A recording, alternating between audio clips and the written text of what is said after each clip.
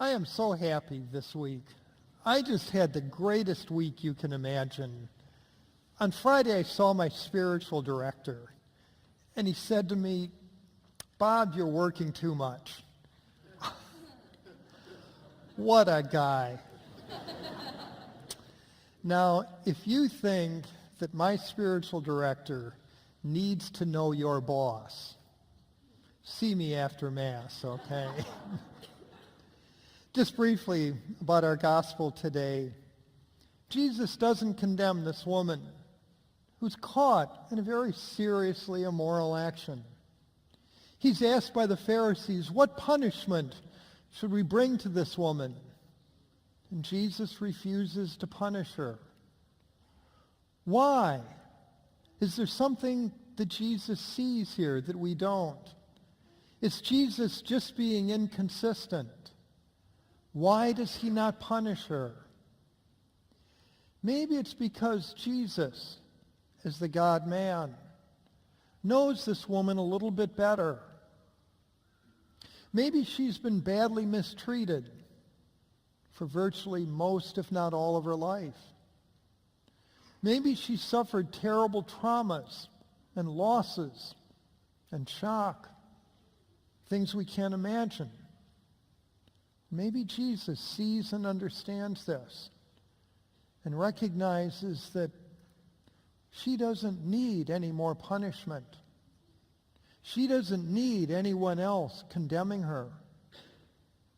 Maybe what Jesus sees is that she really needs mercy and compassion and encouragement. I think one of the simple lessons of this gospel is let's be slow to punish and slow to judge, because so often we do not know the full story behind people. And let us do, of course, what Christians have done for centuries. Let us simply pray for those who sometimes rouse our anger or displease us. This morning, I'm very happy to have with us Sister Beth Murphy, a Dominican sister. She now works up at our Dominican parish in the south side of Chicago, St. Pius, and she will be there when our students go on their spring break trip to work in Chicago. We've invited Sister Beth to come here and speak to us about her experiences in Iraq. And of course, our Lenten project here is to support the ministry of the Dominican sisters there who've suffered a number of setbacks in recent years. So, Sister Beth, we're very glad to have you this morning.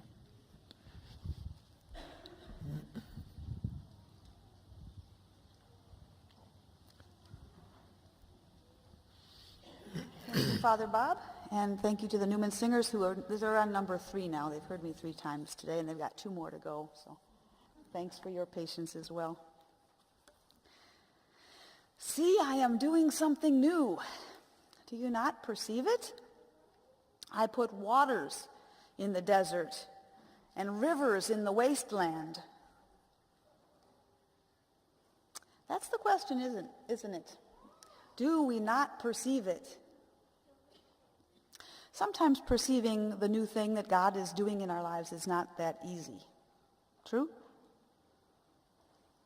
So it takes some perception. It takes some quiet and time.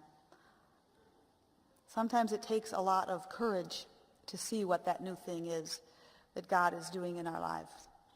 And it is doubly true for our Dominican family in Iraq these days.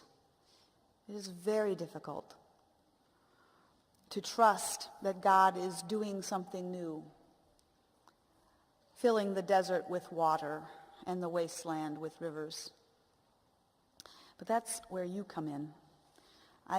Through all of this Lenten season, I believe you've been seeing the photographs in the gathering space from Iraq, and you know that the parish is asking you for donations to help the sisters rebuild one of the schools in the northern part of the country. That's why I'm here to talk to you today. I've spent some time with those sisters both in Iraq and here in the United States. And I know the struggles that they have to perceive what is the new thing that God is doing? Do you realize that it is 10 years ago this week that the United States invaded Iraq? It will be that the 19th makes that 10 years. 9 months later, in the middle of December, I arrived in Iraq at our maternity hospital in Baghdad. And in the evening, while the sister who was companioning me and I were resting from our long journey, a knock came on the door from Sister Bushra, who is the head nurse and midwife at the clinic. She said, come to the surgery. We're going to have babies. So, with a little bit of a queasy stomach, I followed Sister Bushra into the surgery, and before I knew what had happened, she had done a very swift C-section and delivered into the world 2 baby boys, twins. It was all the more momentous to us because that date happened to be earlier in that day. The U.S. government announced that they had Saddam Hussein in captivity. But what about those 2 little boys? I think of them every year about this time because I realize this is when they were conceived, 9 months before I arrived there. And I wonder, whatever happened to them? Are they alive? Are they still in Iraq? Have they, like thousands of others, fled? It's possible that they're living here in the United States somewhere, because I worked for 5 years resettling refugees in Detroit, and many other cities around the world were receiving Iraqi refugees as well. So, I don't know those little guys' names, but I have given them my own.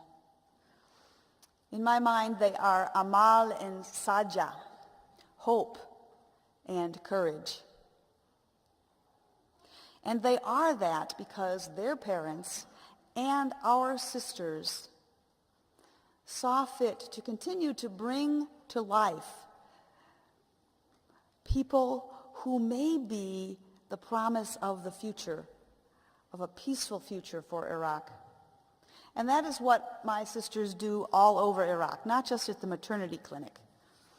They also work in preschools all over the country, in the internal displaced persons camps all over the country, in their own convents and houses where they welcome people for scripture study and faith sharing, in the soup kitchens and the bread lines of Iraq where they're providing for the poor, and in the neighborhoods and in the souks, just for the sisters to be present in the community, whether it be among the Muslim or Christian population, is a sign of hope for people. A reminder that there is more to this life than this tragedy that they are in right now. And that's where you come in, because your support for this really relatively small project in the big scheme of things, Iraq needs so much that the need is unending. What we're asking you to do is focus on one thing, to focus on this school in the north of the country, in the Christian villages. You know, the sisters have been in Iraq, this congregation, since the end of the 19th century. And the friars have had a consistent presence there since 1750. So for over 250 years, there have been Dominicans in Iraq. And their schools were well thought of and well regarded by all people, regardless of their religious tradition. But in 1976, Saddam Hussein nationalized those schools, and he took the property away from the sisters. Now, this is a rather unique thing that I think probably lots of people aren't aware of. He nationalized the schools, he took away their property, but he allowed them to continue to teach, so that the sisters maintained their teaching position in their schools all through this 10-year, well, actually 20, however. See, I'm getting too old. I can't even count anymore. 76, so, almost 40 years. they would teach their religion classes to the Christian kids, and they would bring in Muslim scholars to teach the Muslim children in their religion classes. And it went on like that until the time of the invasion. Now, after the invasion, the government allowed the sisters to take back their schools, or as Father Thomas reminded me earlier, to buy them back, to buy back the buildings that they built themselves. And so the first school that they were able to get back was Thomas Aquinas High School for Girls in Baghdad. It's been running now for 3 years, and one of the Iraqi Dominican sisters who did her education here in the U.S. went back 2 years ago now, I believe, to start teaching there again. Sister Aman did a degree in educational leadership and has now been back at the school in Baghdad for a couple of years teaching. Just to give you a sense of the kind of hope and courage that it takes to teach in that situation, this is Sister Aman's day. She starts at the convent, and a driver comes to pick her up with someone else riding shotgun in the car, she and the other sisters. They go to the school to teach, and at the end of the school day, the driver with the guy running shotgun picks them up and takes them back to the convent. That's their day, every day. Someone at the other Mass who was very perceptive came up to me afterward and said, isn't that kind of dangerous for Muslim and Christian girls to be studying together in the same school? And I asked that question myself of the sisters when they were getting ready to reopen the school. Are you sure you're ready to do this? I said. And Sister Marie-Therese said to me, yes, we are. We realize how vulnerable this makes us. Every teacher and every student who walks in the door of that classroom is taking the risk that someone who wants to do them harm can walk in the door after them and blow them all up. And they realize that. On October 31st, 2011, not very far from the school, something like that happened. There was a terrible massacre in the Syriac Cathedral in Baghdad, just blocks away from the school. 67 parishioners who were celebrating Mass like this were killed. So they know very well that risk. Where do they get their hope and their courage? Where do they find enough love to resist the forces of evil in the world? Part of that, I want to tell you, comes from you. Whatever donation that you can make to support the needs of the school for the Christian children in northern Iraq is not just money, and it's not just an investment. It is water in the desert. It is hope and courage in a very tangible way. It is a sign of love and resistance of the forces of evil, not different in kind than the love that we see expressed on this cross in the celebration that we're getting ready to observe in the coming weeks. Their hope and their courage, their ability to continue to love and to resist comes from knowing that there are people like you who are standing with them. I have not seen the school building that you're going to be renovating, but I have seen others like it in other parts of Iraq. And in one of those buildings, Sister Ban, another one of the sisters who was here in the United States for her studies, has opened the first ever Montessori preschool in Iraq. And the niece of one of the sisters, who I know quite well, is in that school. Rita was 4 when they decided it was time to get her into the program. But she was raised in a household of adults and with her grandfather, living with her grandfather who was a teacher. So she was a pretty precocious little kid. And she was sure that she wanted to have nothing to do with those children in that school. They are kids, she said. Why do I want to go there? So with a little bit of trepidation, her mom and dad take her over to the school thinking, when she sees all the kids and all the toys, everything is going to be fine. They take her into a classroom, and she just stands in the doorway and looks around and says, "Oh, I don't like this place." She looks up at Sister Ban, and she says, "Do you have another room?" Luckily, yes. So, wondering what was happening next, Mom and Dad and Ban and little Rita troop off to the next classroom. She is immediately attracted to some toy she sees in there, starts talking with some of the other children, looks up at Sister Ban and her mom and dad and says, "Yeah, I like this place. I think I can stay." I keep telling her aunt, who I know quite well, I say, "I think Iraq is not ready for Rita. I think that she is going to be and do great things for her country," right?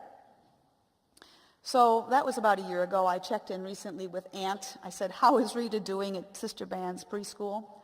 "Well," she said, "wait till you hear. She announced to me the other day that she wants to be a teacher and a sister like Sister Ban." That's where the money that you're going to throw in the basket at the end of the day today can make all the difference in the world. We can make sisters and teachers so that that river in the desert, that river of hope and courage and love and resistance can continue to flow. So thank you in advance for whatever it is that you can do today. There is no amount that is too small, and there is no amount that is too big to assist our brothers and sisters with this fantastic mission of preaching the gospel at a place and time in the world when it is very difficult to perceive that new thing that is being done. But for sure, it is being done with your help. God bless you and thank you.